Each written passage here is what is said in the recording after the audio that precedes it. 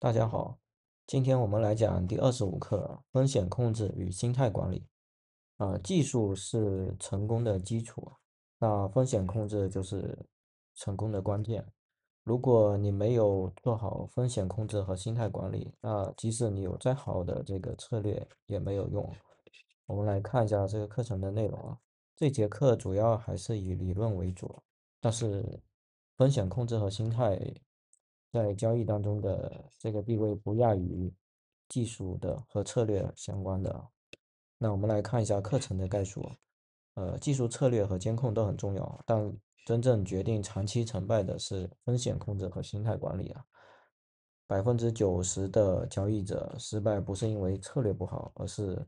因为风险控制不当。那首先就是这个过度的一个杠杆，你没有考虑到这个你的实际的资金情况，然后把这个杠杆放的无限大，那就相当于是说哈，那赌对了以后还好，那赌错的话就万劫不复了。所以说，过度的杠杆是风险控制当中最重要的一个问题。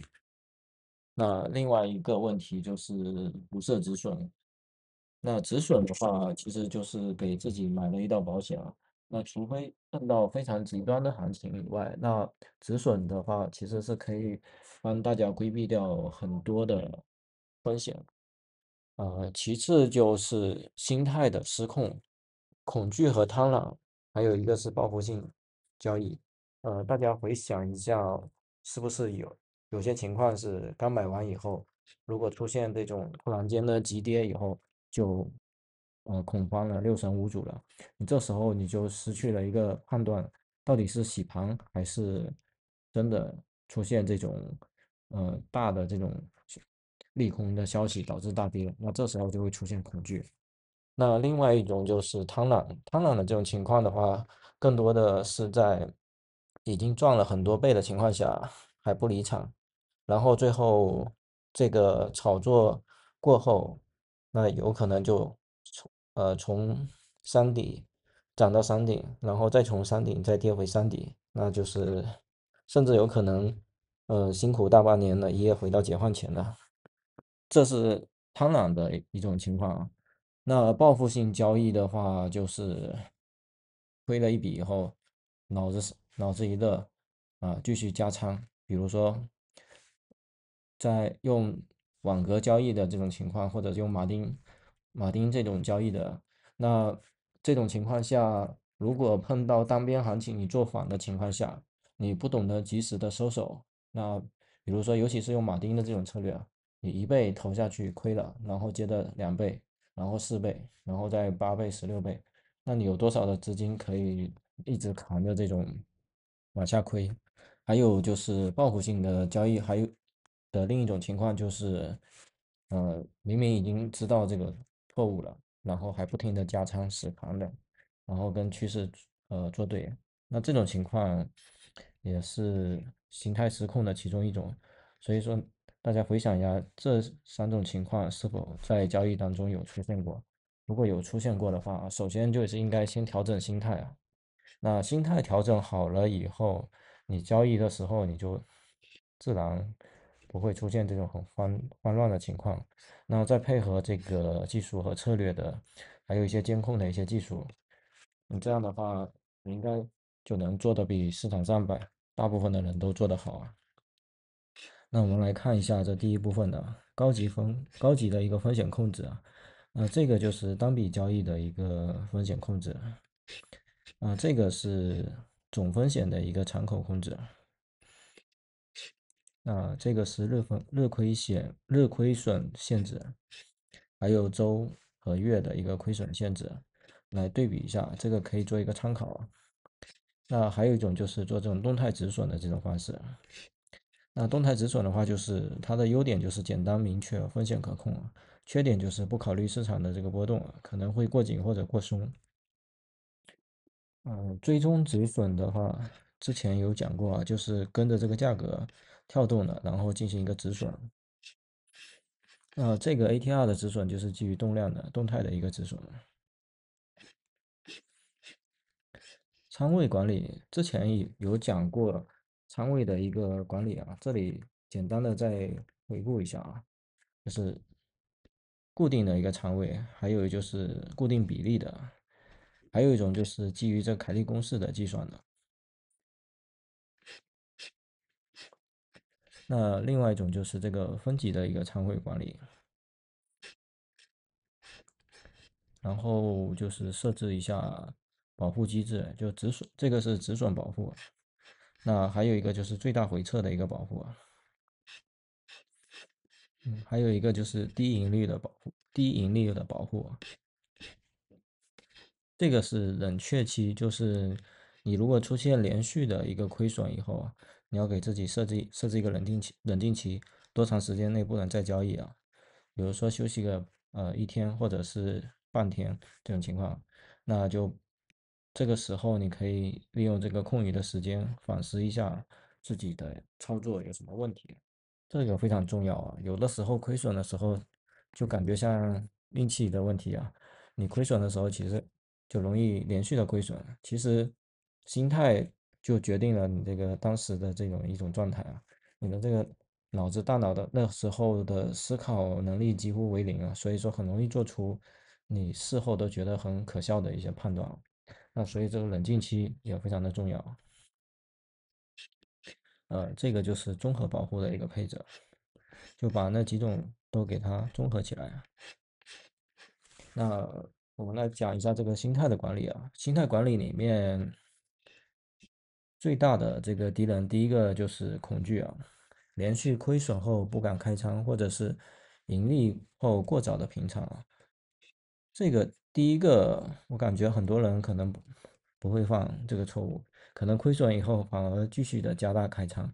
那反而导致第二点特别多人容易犯，就是我亏了以后死扛着，然后呢，但是盈利的时候挣一点点我就卖掉，新手，尤其是新手，嗯，或者是一些不是特别专业的人，刚开始进入股市的时候，都会有犯一个错误啊，就是我亏的时候宁愿亏了20%-30%，我就把账户关了，装死了，反正就想着它总有一天会再回来的。那另一种情况就是我挣了5%或者10%，我就卖掉了。那实际上这个行情可能会往前走，可能会涨50%甚至100%，那你这时候就只吃到了非常非常小的一部分了。那第三个就是看到回撤就想停止交易啊，然后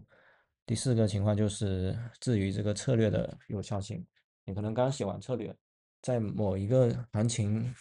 刚开始的时候不太顺利，那是否就怀疑这个策略不好用啊？那有可能是它刚好在这个时间段跟你的策略不匹配，这种情况也是有的。那应对的方法就是这些，可以自己看一下。那第二个就是贪婪，盈利后想加大仓位，这个应该很多人都会犯的，就是先投个10%，看了还不错了，就两倍20%、40%，这样仓位往下加。然后第二个就是不愿止盈啊，那这个可能相对来说，呃，比新手就更进一步了，他已经是有一定的这个格局的，他才会拿得住啊。但是有的时候你不止盈的话，没有把利润保住的情况下，想挣的更多，那实际上有可能会出现这种，就是涨上去以后又跌回来，回到解放前的这种情况啊。那这个也是贪婪的一种情况。另外一种就是高杠杆的这个，第四个就是忽略风险，然后只看收益啊。然后这个是应对的一个方法。那第三个就是这个报复性交易啊，亏损后想立即赚回来，然后加大仓位或者频繁交易啊，这个应该是大部分人都会犯的一个错误啊。你亏了以后就觉得我再拼一把，然后拼了以后再拼一把，不管是在股市还是在赌场还是在呃期货啊、数字货币啊这种市场啊，大家其实都是在赌，但是赌的不管是哪一个场合啊，实际上它的这个呃赌的话都有策略可以这个控制啊。那凯利公式就是一种很好的这种方式啊。当大家如果没有这种策略的话，就是靠着凭着自己主观的判断啊，亏损后就想加大，然后呢脑子一热以后就不经过分析，然后就直接开始频繁的交易啊，加大仓位啊，这种情况都是属于这种报复性的这种交易的大家自己回想一下，可能有没有出现过这种情况应对方法就是这个。那另外一种就是过度自信，那连续盈利后认为自己无所不能了，然后忽视风险管理，那这个就是应对的一个策略啊。那这个就是属于叫什么赚了钱以后感觉有点飘了，那有的时候就容易呃乐极生悲吧，或者是叫怎么说，就是过度的自信以后啊，然后就会出现这种适得其反的这种情况。所以说这个有的时候，有句话叫什么做人要低调啊，其实这个最适合的就是这个应对方式啊。那第二个就是这个建立交易的一个纪律啊，可以看一下啊，自己可以写一些类似的，给自己一个约束啊，每次交易的前，自己给自己警醒一下，提醒一下自己，然后，这样的话你在交易当中就会，呃，稍微记得一些这些东西的话，可能就会不会头脑发热了。另外就是这个应对这个连续的一个亏损，要做哪些操作？这些东西可以仅供参考啊，不一定要完完全全的按照这上面来。那另外一个就是心理的一个恢复技巧，像交易连续的这种交易失败了，那就干脆就关掉，停止交易，然后出去散散心啊，旅游，或者是找人聊聊天、喝喝茶。这种情况下，你回头再反思一下，你可能再回来，情况可能又就完全不一样了。那另外一个最重要就是一个长期的一个心态的养成啊。说一个玄学的问题啊，就是有没有发现，就是你在心态特别平静的时候，你那会儿操作就感觉特别顺，然后你在心态特别烦躁的时候，你就特别容易亏钱。那其实这个跟你的人体的这个磁场有一定的关系啊，这个属于玄学的问题啊，大家有兴趣可以自己去研究一下啊。就是说这种长期的这个心态养成，实际上你如果心态很平静的情况下，你的市场的那些消息和一些行情的走势，你脑子冷静分析的话，实际上，稍微有点经验的人都能看得懂。但是有的时候就是因为，过度的在意这个盈亏的这种情况，过度在意这种钱的速度的跳动啊，然后把自己的这个分析的基本的分析能力都给丧失了。所以说这个情况下就很容易出现亏损。这个就是长期的一个心态养成啊，这个说的容易，但是实际上想做得到，其实挺难的啊，是要通过长期的这个不断的去锻炼才有可能达到的。那最重要的，像有一句话叫自律嘛，自律的话，你不管是生活还是交易都一样。那这个就是每日的一个心态练习，这些纯文档的东西大家可以自己去看一下。然后就是第三个就是风险工具，风险的管理工具啊，你可以写一些脚本，然后去判断，写一些代码去判断就可以了。然后用这个 Telegram 去发送通知。那另外就是交易日记的一个工具啊，也是也是通过脚本的方式去添加一下自己交易的一个记录，然后找时间交易结束的时候去复盘一下。那后面就是这个实践任务了。那今天的这个课程相对来说，比较简单，偏理论性的东西啊，也是给大家聊一聊这个交易的一个心得。那下节课我们会讲这个自定义的策略啊，因为前几节课24课的时候我们已经讲了几个策略了，那26课开始的时候，我们会